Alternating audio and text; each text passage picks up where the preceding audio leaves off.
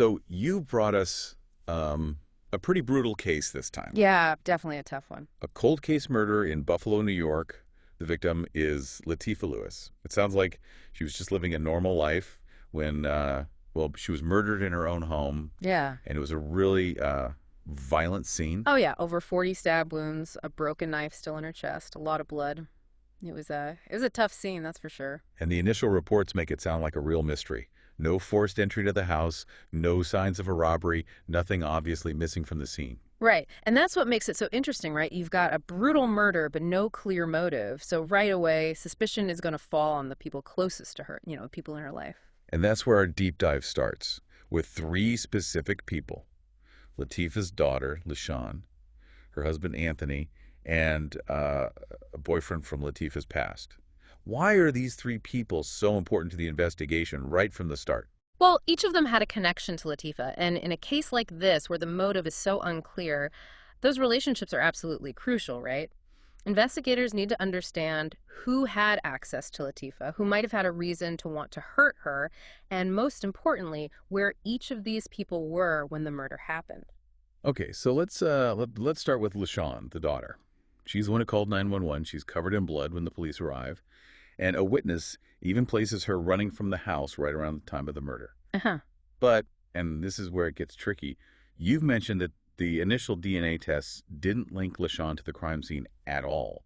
Wouldn't you expect to find her DNA everywhere if she was the killer, especially with all that blood? You absolutely would, especially in such a bloody scene.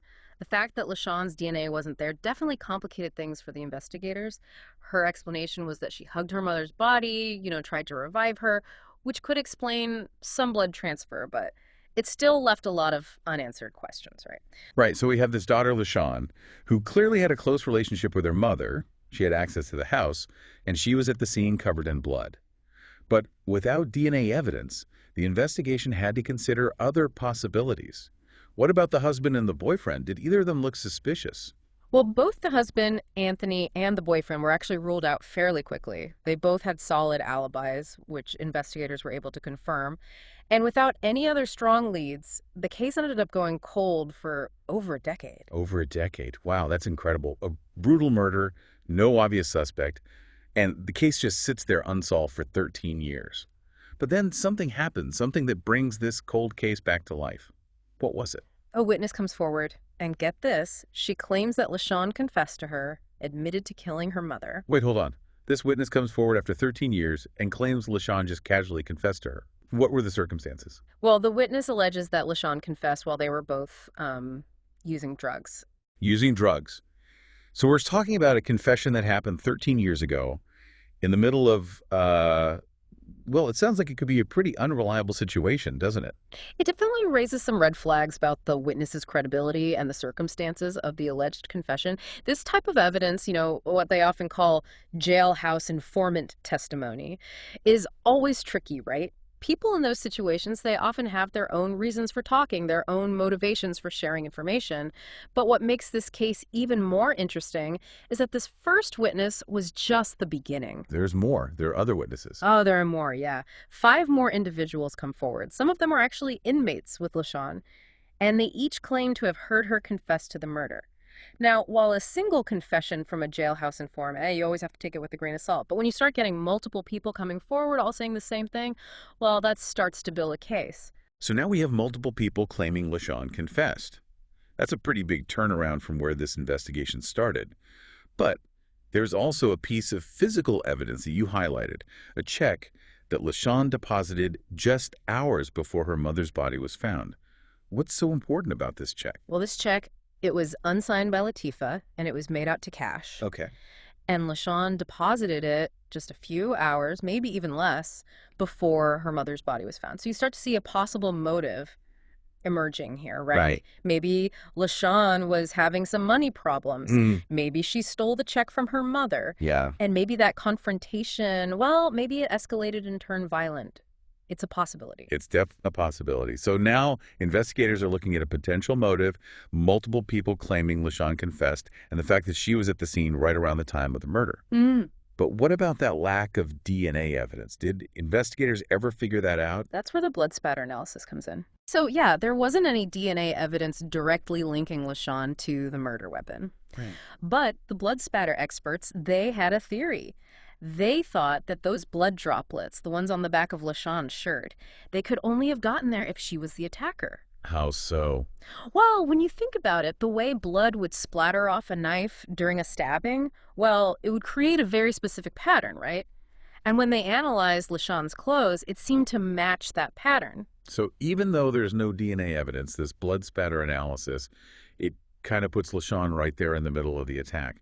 But, I've always heard that blood spatter analysis can be a little, well, unreliable. Is that true? It's a good point. You're right to be a little skeptical. It's not an exact science. There have definitely been cases where blood spatter analysis has been challenged or even proven wrong. It relies on interpretation, right? And sometimes different experts might look at the same evidence and come to different conclusions. But even with those concerns, in this case, the blood spatter analysis, well, it adds another layer of evidence against LaShawn.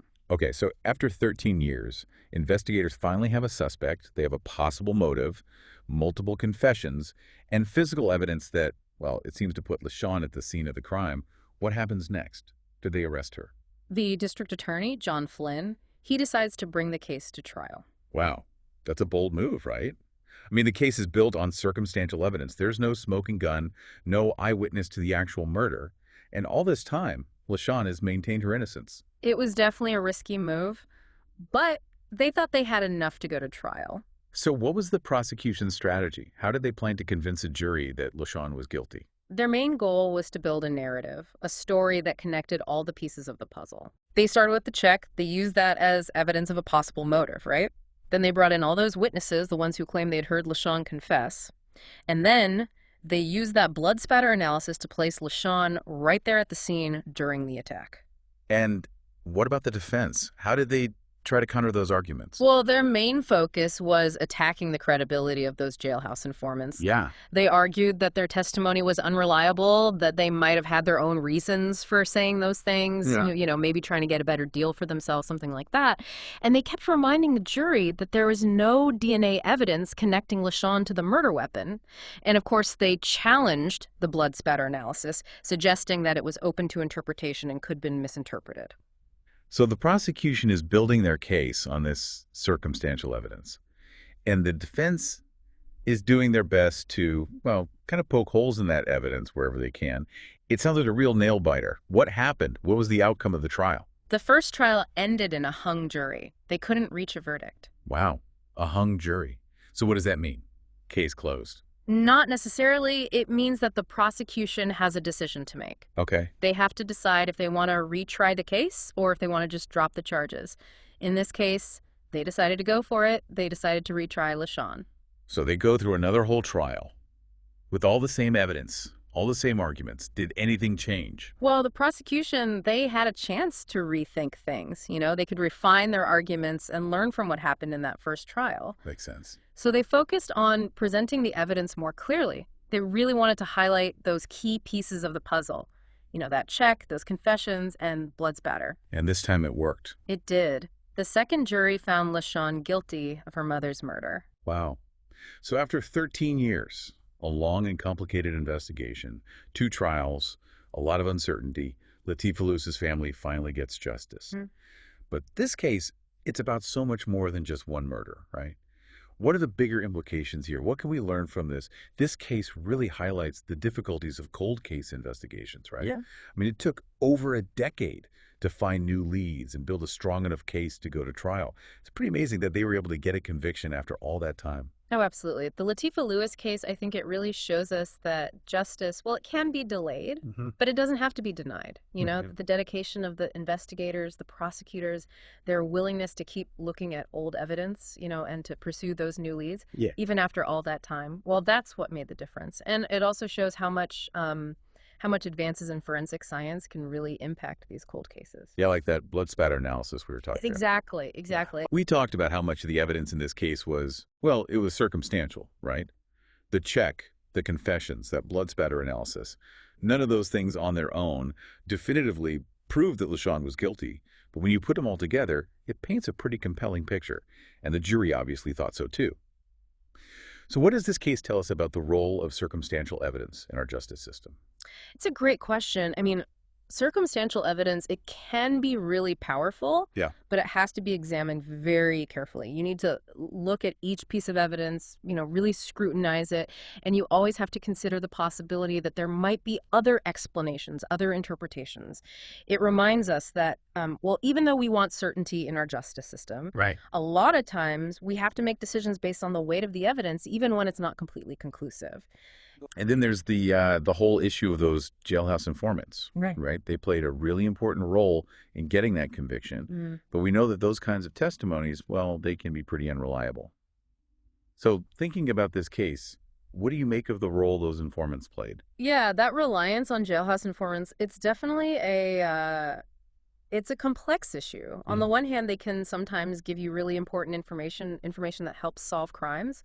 But on the other hand, you always have to wonder about their motives. Right, right. And there's always that risk of maybe some coercion or even false testimony. This case, I think it just highlights how important it is to really carefully consider any testimony from jailhouse informants. You need to look for other evidence to back it up and always keep in mind that there's a chance for bias or manipulation. Yeah. And even after the trial, after being convicted and sentenced to prison, LaShawn Lewis, she still says she's innocent. Oh. So much to think about with this case. The ins and outs of cold case investigations, the challenges of using circumstantial evidence, and all those ethical questions about those jailhouse informants.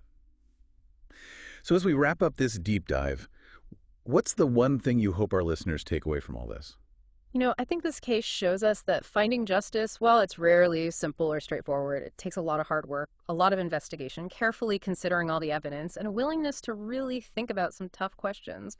And even when you do get a verdict, there might still be some uncertainty there. It reminds us that our legal system, even though it aims for fairness and accuracy, well, it's still run by people. Yeah. And it's subject to all the same complexities and imperfections that come with anything that involves people. Well said. That's all the time we have for our deep dive into the case of Latifah Lewis. But the conversation doesn't have to end there. What are your thoughts on the role of circumstantial evidence in the justice system? Head over to our website, leave a comment, and let's keep this discussion going.